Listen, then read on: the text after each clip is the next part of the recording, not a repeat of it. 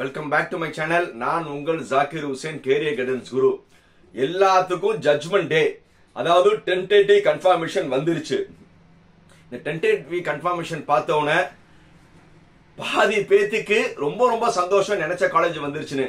பாதி பேத்துக்கு கொஞ்சம் வருத்தம், நினைச்ச காலேஜ்ல நினைச்ச குரூப் வரல, இல்ல நினைச்ச குரூப் கிடைச்சிருக்கா ஆனா வேற காலேஜ்ல கிடைக்கணும். இந்த மாதிரி மிக்ஸ்டு இருக்கு. சோ அதனால யாருமே ஒரே பண்ண அவசியமே கிடையாது.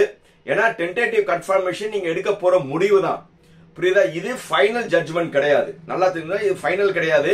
சோ அதனால நீங்க இப்போ டென்டேட்டிவ் கன்ஃபர்மேஷன் உள்ள பார்த்தோன்னே நீங்க என்ன செய்யணும் என்ன செய்யக்கூடாது நல்லா கிளியரா தெரிஞ்சுக்கோங்க.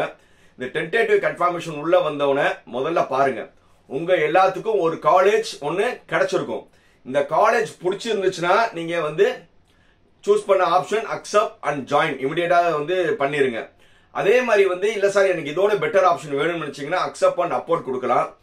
இது இந்த ரெண்டு முடிவு எடுக்கிறதுக்கு முன்னாடி மெயினா இப்ப நான் சொல்றத நல்லா நோட் பண்ணிக்கோங்க. இது மற்றவங்க சொல்லிருக்க வாய்ப்பு இல்லை, யாரும் சொல்லாத ஒரு ரகசியம். ரைட், இப்போ உங்களுக்கு ஒரு காலேஜ் வந்துருச்சு. இந்த காலேஜ் ஓகே, நான் நினைச்ச காலேஜ் தான் வந்திருக்கு. இப்போ நீங்க accept and join and accept and upward இந்த ஏதாவது ஒரு ஆப்ஷன் பண்றதுக்கு முன்னாடி நீங்க எல்லாரும் நாளைக்கு 5 மணி நேரம் டைம் இருக்கு. நீங்க இப்பவே நீங்க அந்த ஆப்ஷன் போடணும் அவசியம் கிடையாது. நாளைக்கு 5 மணி வரை இந்த ஆப்ஷன் சூஸ் பண்ணலாம். முடிந்தவரை நீங்க எல்லாருமே உடனே காலேஜ் கிளம்புங்க.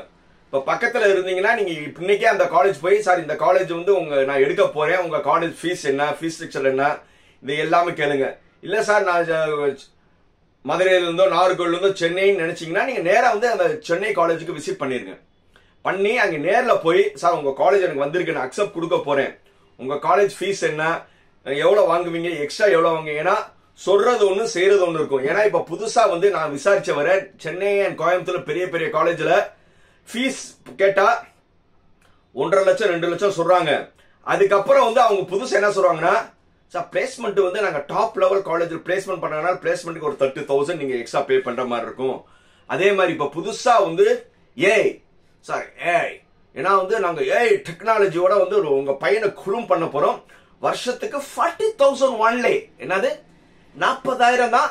ஒவ்வொரு வருஷம் நீங்க எக்ஸ்ட்ரா ஒரு 40,000 சர்டிபிகேஷனோட உங்க பையன் குருமாயிருவான்னு ஒரு பில்டப் கொடுக்குறாங்க. அப்படி பண்ணீங்கன்னா ஃபீஸே உங்களுக்கு 3 லட்ச ரூபா 3.5 லட்ச ரூபா போய் நின்றும். அதனால நேர்ல போய் சார் நீங்க எல்லா ஃபீஸ் எனக்கு சொல்லுங்க, அப்பதான் நான் அக்செப்ட் பண்ணுவேன். நீங்க எல்லாமே கேளுங்க. சார் நிறைய பேர் நினைக்கலாம் அப்பதான் உங்களுக்கு ஒரு உண்மை தெரியும். ஏன்னா எவ்வளவு ஃபீஸ் கட்டணும், ஹாஸ்டல் எல்லாமே அப்பதான் நீங்க ஒரு முடிவு எடுக்க முடியும். ஒரு சிலவங்க என்ன செய்யலாம்னா, நான் எதுக்கு நான் சென்னை போகணும், கோயம்புத்தூர் போகணும், நான் உட்காந்த இடத்துல நான் இது பண்ணிக்கலன்னா அட்லீஸ்ட் ஃபோன் பண்ணுங்க. ஃபோன் பண்ணா மேக்ஸிமம் அட்டன் பண்ண மாட்டாங்க. ஃபோன் பண்ணி அவங்ககிட்ட கேளுங்க, சார் உங்க காலேஜ்ல ஃபீஸ் எவ்வளோ, நான் உங்க காலேஜ் தான் எங்களுக்கு கிடைச்சிருக்கு, எல்லாமே சொன்னாதான் நான் ஏற்பாடு பண்ணுவேன்னு எல்லாமே கேட்டுருங்க. கேட்ட பிறகு accept and join, accept and அப்போர்டு நீங்க எந்த முடிவு வேணுமாலும் எடுங்க. அதுதான் புத்திசாலித்தனமான முடிவு. ரைட், இந்த அக்செப்ட் அண்ட் ஜாயின் பண்றவங்களுக்கு ஒன்னும் பிடிச்சல, நீங்க அப்படியே ஜாயின் பண்ணிருங்க. அந்த அக்செப்ட் அண்ட் அப்போர்டுன்னு நீங்க ஒரு ஆப்ஷன் நீங்க பண்ணணும்னு நினைச்சீங்கன்னா நான் சொல்ற இதை ஃபாலோ பண்ணிக்கோங்க. கடைசியா நீங்க லிஸ்ட் பண்ண அந்த PDF டவுன்லோட் பண்ணுங்க. முடிஞ்சா அந்த PDF பிரிண்ட் அவுட் பண்ணுங்க.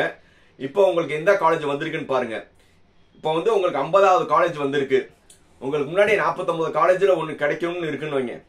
இப்போ உங்களுடைய கட் ஆஃப் 185ல நீங்க முன்னாடி சாய்ஸஸ்லாம் போட்டீங்கன்னா அண்ணா யூனிவர்சிட்டி, PAG, CAT, MIT தான் போட்டிருப்பீங்க. அதெல்லாம் 190க்கு மேலே முடிஞ்சிடும். நம்ம 50ல இருக்கோம். நம்மளுக்கு முன்னாடியில வேற என்னென்ன காலேஜஸ் இருக்கு, வேற என்னென்ன காலேஜ் போன வருஷம் க்ளோஸ்டு கட் ஆஃப்ல க்ளோஸ் ஆச்சுன்னு ஒரு 2 மார்க் பிளஸ் ஆர் மைனஸ் வச்சுக்கிட்டு பாத்தீங்கன்னா அந்த காலேஜ் தான் உங்களுக்கு மேக்ஸிமம் கிடைக்க வாய்ப்பு இருக்கு. சார் நான் சாய்ஸ்ல வச்சீங்கன்னா மேல இருந்து தேடிட்டு தான் வரும். ஆனா மேல ஃபுல்லா நீங்க 195 196 காலேஜ்லாம் போட்டீங்கன்னா உங்களுக்கு கிடைக்கிறாங்க வாய்ப்பு கம்மி. அக்செப்ட் அப்போர்ட்ல வந்தாலும் உங்களுக்கு க்ளோஸ் இந்த காலேஜ் தான், கொஞ்சம் ஒரு உங்க மார்க்குக்கு என்ன வந்திருக்கோ அதுக்கு ரேஞ்ச் காலேஜ் தான் கிடைக்கும். இதுல நீங்க ரொம்ப கேர்ஃபுல்லா என்ன செய்யணும்னா, இப்போ ஒரு காலேஜ்ல நீங்க விரும்பின கம்ப்யூட்டர் சயின்ஸ் கிடைச்சிருச்சு, ஒரு எக்ஸ் காலேஜ்ல உங்களுக்கு கம்ப்யூட்டர் சயின்ஸ் கிடைச்சிருக்கு. ஆனா அந்த எக்ஸ் காலேஜ் வேணா, நீங்க அக்செப்ட் அப்போர்ட் பண்ணணும்னு நினைச்சீங்கன்னா ஒரு மாதிரி ஒரு 10 இது 12 இதோ முன்னாடி உங்களுக்கு வேற காலேஜ்ல உங்களுக்கு காலேஜ் நினைச்சு நீங்க போட்டு ட்ரிபிள் இ மெக்கானிக்கல் சிவில் வந்தா அதுக்கு தான் நீங்க போய் ஆகணும். ஐயோ 26ஆம் தேதி தான் தெரியும். 26ஆம் தேதி வந்துட்டு ஐயோ நான் 50ல வந்து எனக்கு நான் கம்ப்யூட்டர் சயின்ஸ் கிடைச்சிச்சு, நான் அக்செப்ட் போட்டு அப்போர்டு போட்டு எனக்கு ட்ரிபிள் இ சிவில் வந்துருச்சு, எனக்கு அந்த காலேஜ் வேணாம் இப்படின்னு நீங்க அழுதாலும் ஒண்ணு நடக்காது. அதுக்கு தான் போய் ஆகணும். ஏன்னா அந்த கண்டிஷன் என்னது, நான் இதை வச்சுக்கிறேன், மேல ஏதாவது இருந்தா நான் மாறிக்கிறேன்னு சொல்லியிருக்கீங்க. அது வந்தா நீங்க அந்த காலேஜ் தான் போய் ஆகணும். வாய்ப்பு இல்ல ராசா, வாய்ப்பு இல்ல. அதனால அக்செப்ட் பண்ண அப்போர்ட் கொடுக்கும் போது நீங்க அந்த பிரிண்ட் அவுட் கையில வச்சுட்டு முன்னாடியில வந்து ஏதாவது வந்து கம்ப்யூட்டர் இல்லாத உங்களுக்கு பிடிக்காத ஏதாவது பிரான்ச் இருந்தா அதுதான் உங்களுக்கு மேக்ஸிமம் அலாட் ஆகும். அது ரொம்ப ரொம்ப கேர்ஃபுல்லா பாருங்க. அதே மாதிரி நாட் அலாட்டட் வராதவங்க டோன்ட் வரி. நாட் அலாட்டட் வந்தவங்க நீங்க என்ன ஆப்ஷன்னா மேல இருக்கிறது கொடுங்க அப்போர்ட், இல்லாட்டா நான் அடுத்த ரவுண்ட் போய்க்கிறேன்னு தைரியமா இருங்க. நீங்க அடுத்த ரவுண்ட் போனாலும் உங்களுக்கு காலேஜஸ் கிடைக்கும். அதனால பயப்பட அவசியமே கிடையாது. ஆனா இந்த முடிவு எடுக்கும் போது நாளைக்குள்ள எடுத்துடணும். நீங்க எதுவுமே அந்த கிளிக் பண்ணாம விட்டீங்கன்னா நீங்க அடுத்த ரவுண்டுக்கு போயிருவீங்க.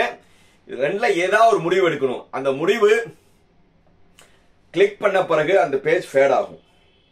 மறுபடியும் லாக் அவுட் பண்ணிட்டு மறுபடியும் உள்ள போங்க. அந்த பேஜ்ல வந்து நீங்க கிளிக் பண்ற மாதிரி இருக்காது, அந்த மாதிரி ஃபேட் ஆகணும்.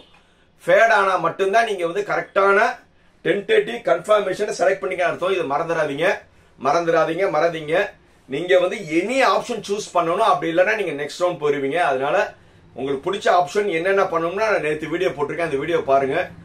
பொறுமையா இருங்க. நாளைக்கு மத்தியானம் 1 மணி 2 மணி வரை வந்து நீங்க நல்லா யோசிச்சுட்டு முடிவெடுங்க. முடிஞ்ச வரை காலேஜுக்கு போக பாருங்க. அப்படி இல்லையா ஃபீஸ் ஸ்ட்ரக்சர் வந்து கேட்டுட்டு நீங்க நல்ல முடிவாடுங்க. ரொம்ப நிதானமா வந்து இந்த ஆப்ஷனை சூஸ் பண்ணுங்க. ஆனா இதுல வந்து உங்களுக்கு இன்னொரு மேஜர் ப்ராப்ளம்னா, இப்ப நிறைய பேர் வந்து போன் பண்ணி சார் நாங்க வந்து கவுன்சிலிங் டிபார்ட்மெண்ட் வந்து பேசுறோம், டிஎன்இல இருந்து பண்றோம், கவர்மெண்ட் வந்து உங்களுக்கு எந்த காலேஜ் கிடைச்சிருக்குன்னு கன்ஃபார்ம் பண்ண சொன்னாங்க, சொல்லிட்டு உங்களை வந்து ஆப்ஷன் பண்ண விடாம சார் உங்களுக்கு வந்து இந்த காலேஜில் வந்து ஃபீஸ் அதிகமா இருக்குன்னு கவர்மெண்ட் சஜஸ்ட் பண்றாங்க, உங்களுக்கு ஸ்காலர்ஷிப் வந்து அந்த காலேஜுக்கு கொடுக்க மாட்டாங்களா, நீங்க அடுத்த ரவுண்டுக்கு வந்தீங்கன்னா உங்களுக்கு நல்ல காலேஜ் கிடைக்கும், நாங்க சொல்ற காலேஜ் வந்து கவர்மெண்ட் வந்து சஜஸ்ட் பண்ணாங்க சொல்லி இப்படி ஒரு விஷக்கிருமிகள் வந்து உங்களை டென்டேட்டிவ் கன்ஃபர்மேஷனை தப்பா எடுக்கிறதுக்கான முயற்சி பண்ணுவாங்க. நீங்க யாரு மாய வலையிலையும் பண்ணாதீங்க. நீங்க எந்த முடிவு வந்தாலும் நீங்க சுயமா எடுங்க. புரியுதா? சோ அதனால கண்டிப்பா வந்து நீங்க ஏதாவது ஒரு முடிவு எடுங்க.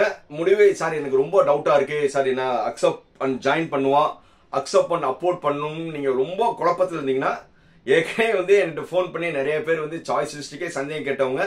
இதுக்கும் வந்து நீங்க எப்போவுமே எனக்கு ஃபோன் பண்ணலாம். இல்ல நீங்க மெசேஜ்ல வந்து அனுப்பிட்டு சார் நான் என்ன ஆப்ஷன் பண்ணலாம்னு கேட்கலாம். புரியுதா? ரைட். தைரியமா வந்து கேளுங்க. ஏன்னா உங்க வாழ்க்கையை முடிவு எடுக்கிறதுக்கு வந்து நான் எப்பவுமே உங்களுடைய சப்போர்ட்டா இருப்பேன். இந்த வீடியோ பிடிச்சது என்ன செய்யணும்? Like, comment, share, subscribe. Bye.